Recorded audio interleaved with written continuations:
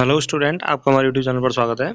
दोस्तों, आज हम 11वीं क्लास की ज्योग्राफी भौतिक भूगोल के मूल सिद्धांत की जो बुक है, उस बुक का अगला चैप्टर पढ़ेंगे, जिसका नाम है विश्व की जलवायु एवं जलवायु परिवर्तन। तो इसमें हम जानेंगे कि विश्व की जलवायु कौन कौन सी है और जलवायु में परिवर्तन किस तरह से हो रहे हैं विश्व में, इन सब के बारे में हम चर्चा करेंगे। तो चलिए हम शुरुआत करते हैं। चैप्टर का नाम है आज विश्व की जलवायु एवं जलवायु परिवर्तन।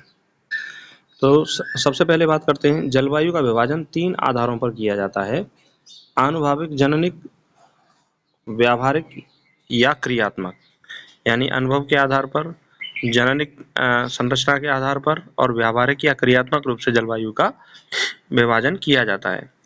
कोपेन का जलवायु विभाजन जननिक और आनुभाविक है। कैसा है? कोपेन का जो जलवायु विभाजन है वह जननिक और आनुभाविक है। थॉर्नथ्वेट ने, ये इंपॉर्टेंट क्वेश्चन है, परीक्षा में पूछा जाता है, वर्षण यानी वर्षा के प्रभाव के आधार पर, तापीय दक्षता और संभाव्य बाष्पोत्सर्जन यानी बाष्पोत्सर्जन की संभावना के आधार पर, ताप के आधार पर और वर्षा की मात्रा के आधार पर, प्रभाव के आधार पर जलवायु के विभाजन किया। तो कोपेन ने जो जलवायु का विभाजन किया है वह जननिक या आनुभाविक जलवायु विभाजन किया है, और थॉर्नथ्वेट ने जलवायु विभाजन जो है वो वर्षा की प्रभाविता, तापीय दक्षता और संभाव्य वाष्पोत्सर्जन को जलवायु के विभाजन का आधार बनाया है। जलवायु क्या होती है? जलवायु लंबे समय की दैनिक मौसमी दशाओं का जो माध्य होता है उसे हम क्या कहते हैं? जलवायु कहते हैं। तो यदि आपसे पूछा जाए कि जलवायु क्या है, तो एक लंबे समय की जो मौसमी दशाओं के योग को या औसत को या माध्य को हम क्या बोलते हैं? जलवायु कहते हैं। कोपेन ने जलवायु के विभाजन तापमान और वर्षण के अंतर्गत किया। तो कोपेन ने जलवायु का विभाजन किसमें? तापमान और वर्षा के आधार पर किया। थॉर्नथ्वेट ने वर्षा के प्रभावता के आधार पर, तापीय दक्षता के आधार पर और बाष्पोत्सर्जन के आधार पर जलवायु का क्या किया था? विभाजन किया। चलिए अब हम बात करते हैं, कोपेन ने वनस्पति के वितरण जलवायु के मध्य एक घनिष्ठ संबंध की पहचान की। तो वनस्पति के वितरण और जलवायु के मध्य एक संबंध बताया कोपेन ने। उन्होंने तापमान और वर्षा के कुछ निश्चित मानों का चयन करते हुए उनका वनस्पति के वितरण से संबंध स्थापित किया और इन मानों का उपयोग जलवायु वर्गीकरण के लिए किया।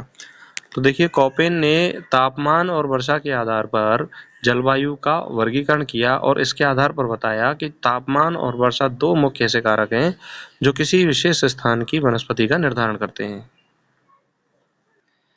इसके आधार पर कोपेन ने जलवायु को 6 समूहों में बांटा: शुष्क जलवायु, उष्ण शीतोष्ण जलवायु, शीतल हिमवन और शीत और उष्णकटिबंधीय आर्द्र जलवायु और उच्च भूमि जलवायु। तो शुष्क जलवायु क्षेत्र, शुष्क वनस्पति वाले क्षेत्र, और उष्ण शीतोष्ण जलवायु क्षेत्र, शीतल हिमवन और शीत और उष्णकटिबंधीय आर्द्र जलवायु क्षेत्र, और उच्च भूमि जो जलवायु क्षेत्र हैं। इस आधार पर कोपेन ने 6 भागों में जलवायु का क्या किया? विभाजन किया। 6 समूह उन्होंने बताए। आगे हम बात करें, कोपेन ने बड़े तथा छोटे अक्षरों के प्रयोग का आरंभ जलवायु के समूहों प्रकारों की पहचान करने के लिए किया। सन 1918 ईस्वी में विकसित तथा समय के साथ संशोधित हुई कोपेन की यह पद्धति आज भी लोकप्रिय और प्रचलित है। तो कोपेन की जो पद्धति है वो कब आई? 1918 में आई, और इन्होंने कैपिटल लेटर और स्मॉल लेटर का उपयोग किया जलवायु क्षेत्रों का विभाजन करने के लिए। कोपेन ने 5 प्रमुख जलवायु समूह निर्धारित किए। इम्पोर्टेंट बात है कि जो प्रमुख जलवायु समूह है कोपेन ने जो निर्धारित किए वो कितने किए? 5 किए, जिनमें से 4 तापमान के आधार पर और 1 वर्षा पर आधारित है। तो कोपेन ने 4 जलवायु समूहों को तापमान के आधार पर निर्धारित किया और 1 जलवायु समूह को वर्षा के आधार पर निर्धारित किया।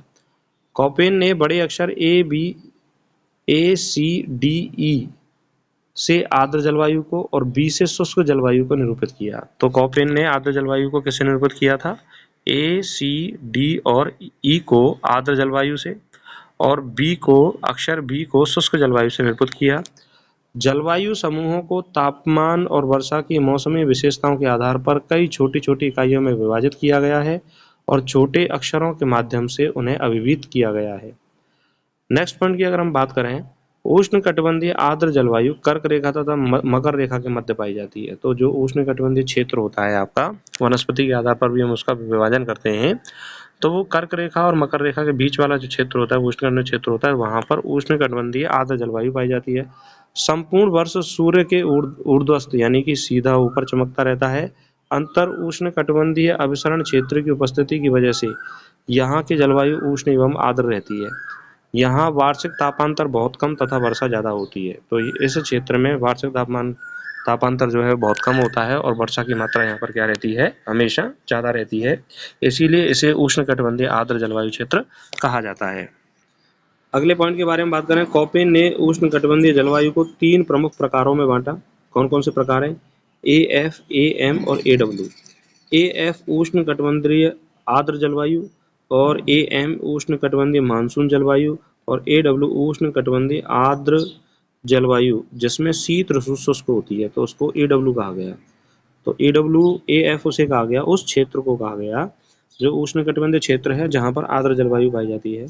AM उसे कहा गया जो उष्णकटिबंधीय क्षेत्र मानसूनी जलवायु पाई जाती है। और AW उसे कहा गया जो उष्णकटिबंधीय क्षेत्र है जहां पर आर्द्र जलवायु पाई जाती है, लेकिन वहां की जो शीत ऋतु होती है वो कैसी होती है, शुष्क होती है। उष्णकटिबंधीय आर्द्र जलवायु विषुवत वृत्त के निकट पाई जाती है। इस जलवायु में के प्रमुख क्षेत्र दक्षिण अमेरिका का अमेजन बेसिन, पश्चिमी विषुवतीय अफ्रीका, दक्षिण पूर्वी एशिया के द्वीप हैं। वर्ष के प्रत्येक माह में दोपहर के बाद गरज और बौछारों के साथ प्रचुर मात्रा में क्या होती है, यहाँ पर वर्षा होती है। तो सबसे ज्यादा वर्षा इसी क्षेत्र में होती है, उष्णकटिबंधीय आर्द्र जलवायु क्षेत्र में होती है, जो विषुवत रेखा के निकट पाए जाते हैं, जिसके अंतर्गत आता है दक्षिण अमेरिका का अमेजन बेसिन, पश्चिमी विषुवतीय अफ्रीका, दक्षिण पूर्वी एशिया के जो द्वीप हैं वो इसी के अंतर्गत आते हैं। और यहाँ पर प्रत्येक माह में दोपहर के बाद गरज और बौछारों के साथ क्या होती है, वर्षा होती है। नेक्स्ट पॉइंट है, विषुवतीय प्रदेशों में तापमान समान रूप से ऊंचा, वार्षिक तापांतर नगण्य होता है। किसी भी दिन ज्यादातर तापमान 30 डिग्री सेल्सियस और न्यूनतम तापमान 20 डिग्री सेल्सियस होता है। यानी कि अधिकतम जो तापमान है वह 30 डिग्री सेल्सियस नॉर्मली रहता है और कम से कम जो तापमान है वो 20 डिग्री सेल्सियस होता है। उष्णकटिबंधीय मानसूनी जलवायु भारतीय उपमहाद्वीप, ये इंपॉर्टेंट है, भारतीय उपमहाद्वीप में कौन सी जलवायु पाई जाती है, उष्णकटिबंधीय मानसूनी जलवायु पाई जाती है। दक्षिण अमेरिका के उत्तर पूर्वी भाग, उत्तरी ऑस्ट्रेलिया में मिलती है। भारी वर्षा ज्यादातर गर्मियों में ही होती है और यहाँ पर शीत ऋतु कैसी होती है, शुष्क होती है। शीत ऋतु कैसी होती है, यहाँ पर शुष्क होती है। तो उष्णकटिबंधीय मानसूनी जलवायु भारतीय उपमहाद्वीप, दक्षिण अमेरिका के उत्तर पूर्वी भाग, उत्तरी ऑस्ट्रेलिया में मिलती है और यहाँ पर जो वर्षा होती है वह गर्मियों में ही होती है ज्यादातर भारी वर्षा, और शीत ऋतु कैसी होती है, शुष्क होती है। शुष्क जलवायु की विशेषता अत्यंत न्यून वर्षा है, जो पादपों के विकास हेतु काफी नहीं है। यह जलवायु पृथ्वी के बहुत बड़े भाग पर मिलती है, जो विषुवत वृत्त से 15 से 60 डिग्री उत्तर एवं दक्षिणी अक्षांशों के मध्य प्रवाहित होती है। तो जो विषुवत रेखा से 15 डिग्री से और 60 डिग्री उत्तरी अक्षांश की ओर, 15 डिग्री से 60 डिग्री दक्षिणी अक्षांश की ओर जो जलवायु पाई जाती है वह शुष्क जलवायु पाई जाती है, जो पृथ्वी के अधिकतम हिस्से में यह पाई जाती है, जहाँ पर पौधों का विकास अच्छी तरह से नहीं हो पाता है। उपोष्णकटिबंधीय स्टेपी एवं उपोष्णकटिबंधीय मरुस्थलीय जलवायु में वर्षण और तापमान के लक्षण एक समान होते हैं। उपोष्णकटिबंधीय स्टेपी जलवायु में मरुस्थलीय जलवायु की अपेक्षा वर्षा थोड़ी ज्यादा होती है, जो विरल घास भूमि के लिए पर्याप्त होती है। तो उष्णकटिबंधीय जो स्टेपी जलवायु है उसमें मरुस्थलीय जलवायु से थोड़ी ज्यादा वर्षा होती है, जहां पर घास के मैदान अधिकतर पाए जाते हैं।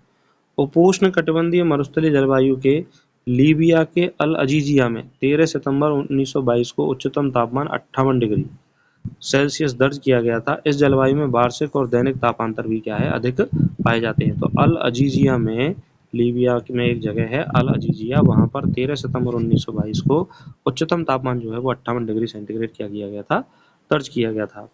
भूमध्य सागरीय जलवायु भूमध्य सागर के चारों ओर उपोष्णकटिबंध से 30 डिग्री से 40 डिग्री के अक्षांशों के बीच महाद्वीपों के पश्चिमी तट के साथ साथ पाई जाती है। तो भूमध्य सागरीय जलवायु कहाँ मिलती है, भूमध्य सागर के चारों ओर, और जो अक्षांश है वह 30 डिग्री से 40 डिग्री अक्षांश के बीच पश्चिमी तट के किनारे पर यह पाई जाती है। मध्य कैलिफोर्निया, मध्य चिली और ऑस्ट्रेलिया के दक्षिण पूर्वी और दक्षिण पश्चिमी तट पर भूमध्य सागरीय जलवायु के उदाहरण है।